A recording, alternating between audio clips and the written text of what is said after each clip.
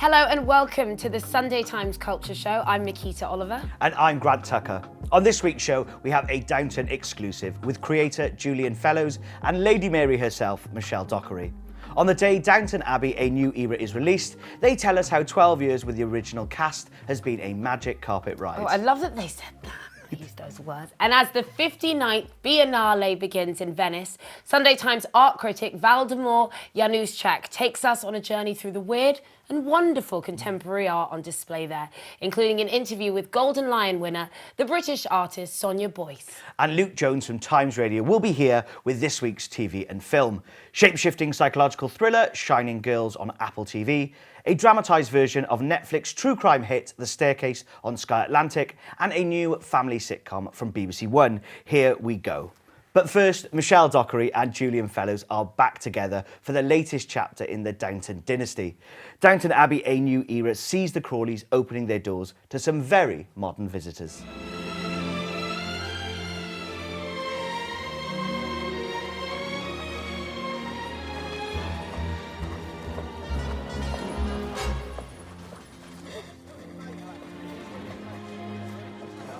Hello, Mr. Wolseley. Why are you here? You know I love anything to do with films. Well, I know you enjoy a trip to the pictures. It's more than that. For me, Hollywood is the ultimate dream factory. And I need dreams as much as the next man.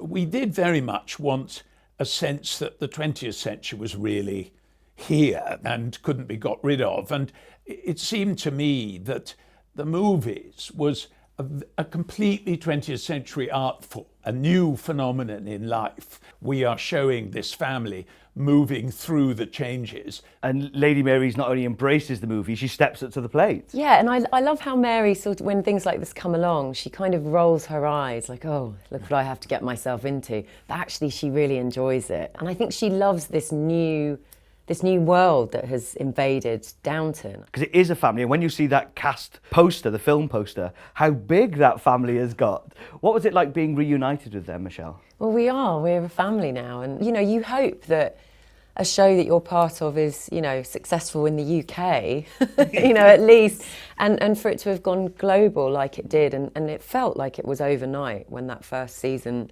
aired in America. That's when it really changed. I always remember the very first showing. Do you remember that screening? We all had supper over the road in the South Bank.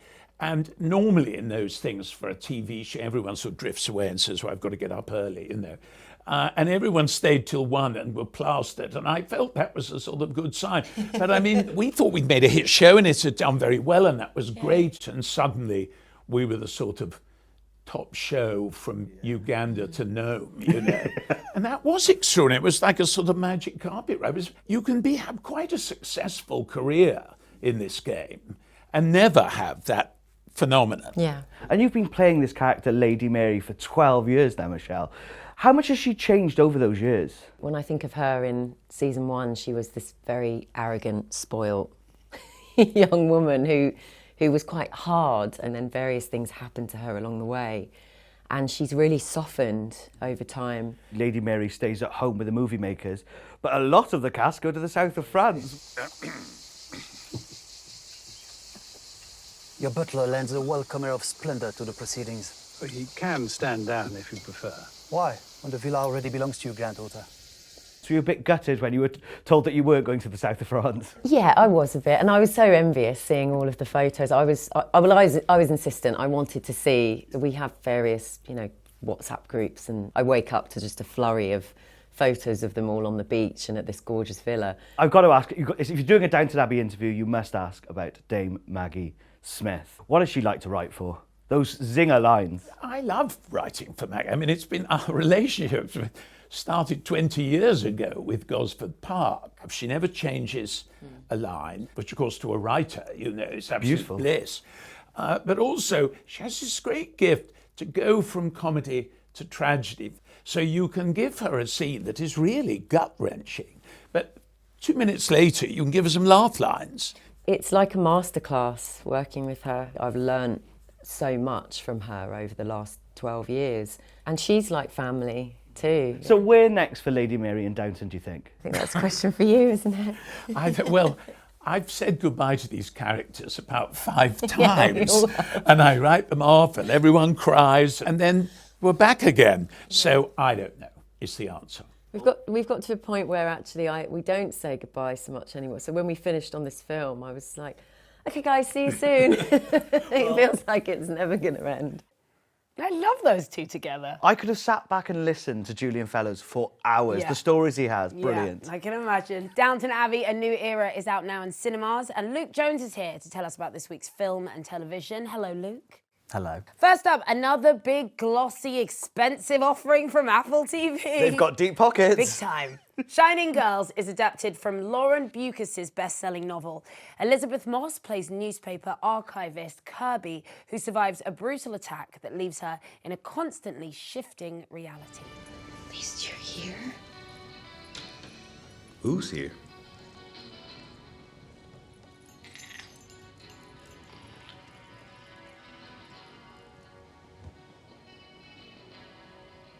Marcus? Hey, you alright?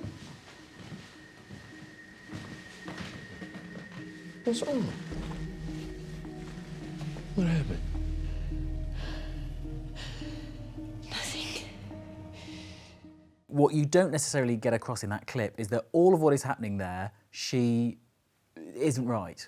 She's in the wrong flat, she thinks in her mind, that's not her partner. She thought she had a dog, not a cat. Her whole world is collapsing, and you can just see the panic at the end in her eyes. It is so creepy, but also a genuinely good thriller. Yeah. There's some of the scenes where the man who they eventually are on the hunt for, this kind of time-travelling serial killer, for want of a better phrase, is genuinely petrifying. Jamie Bell is And terrifying. also, we're talking about Billy Elliot, for God's sake. He is the time-travelling serial He was killer. such a nice boy. He was such a nice boy. So here's my thing. I love a murder thriller. I actually love a bit of supernatural elements as well. Yeah. The problem is, after 2 hours, I was still completely confused, and I didn't want to devote another 8 hours to it. Oh.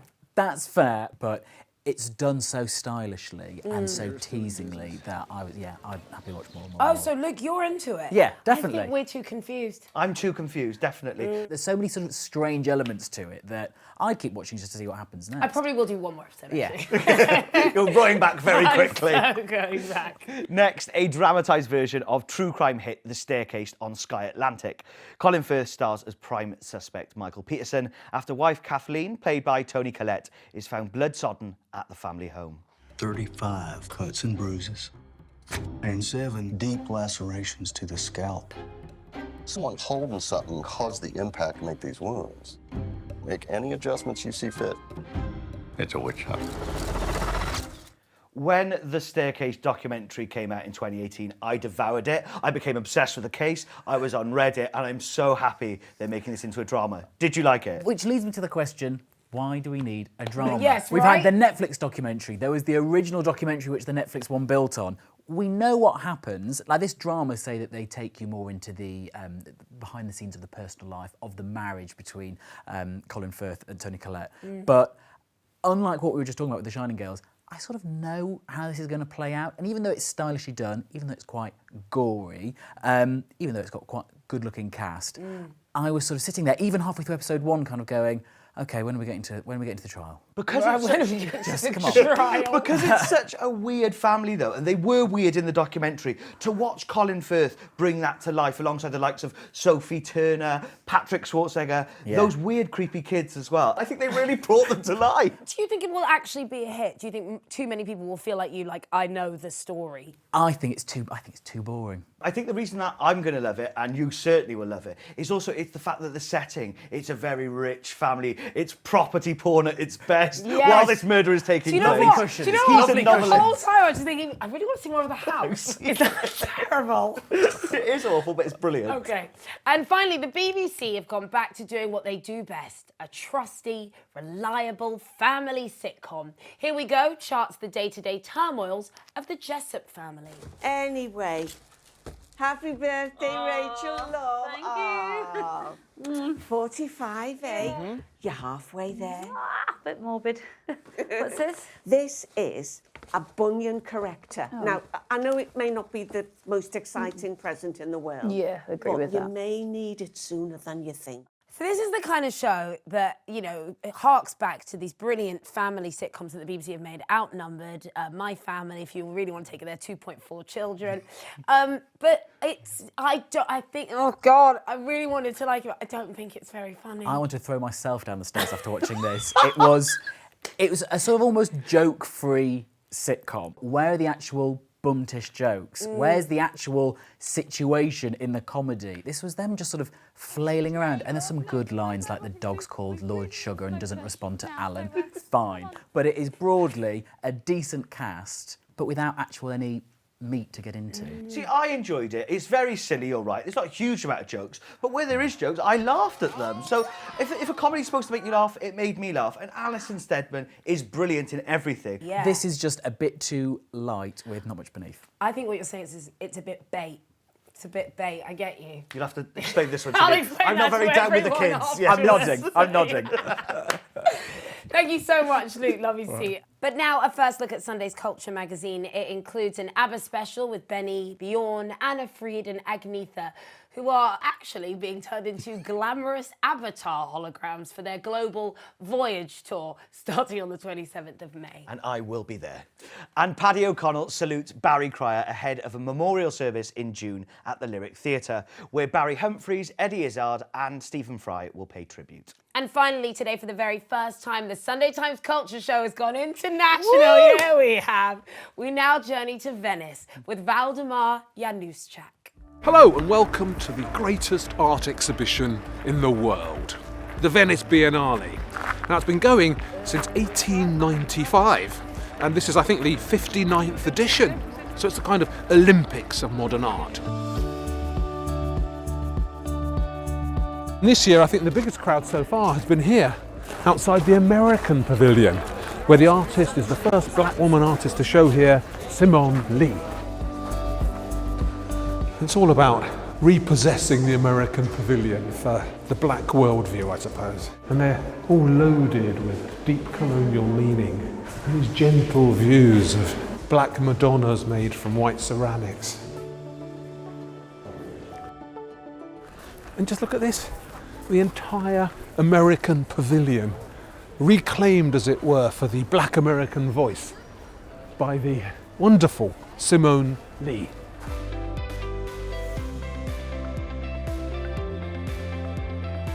What is interesting though is that the Scandinavian Pavilion is devoted this time entirely to the Sami people, the inhabitants of northern Lapland in Scandinavia.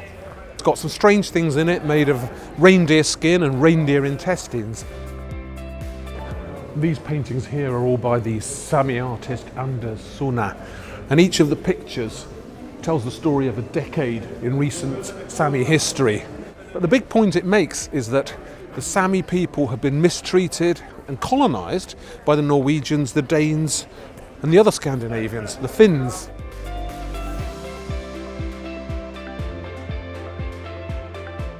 The British Pavilion used to be the tea room here at the Venice Biennale, so it's got an elegance to it, a kind of very English atmosphere. But this year, the artist that is representing Britain is Sonia Boyce. She's done this fascinating piece about black singers, black women artists who've contributed to the kind of forgotten history of black music in Britain.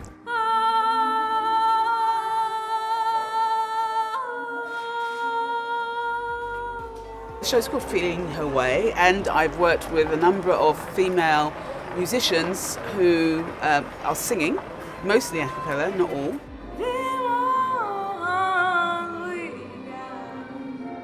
It's quite a noisy show. Almost in every room there's a video with these singers. And then there's a room which is memorabilia, which is where the project began, which is a project I've been doing for many years called the Devotional Project, which tries to galvanise collective knowledge about black British women in the music industry.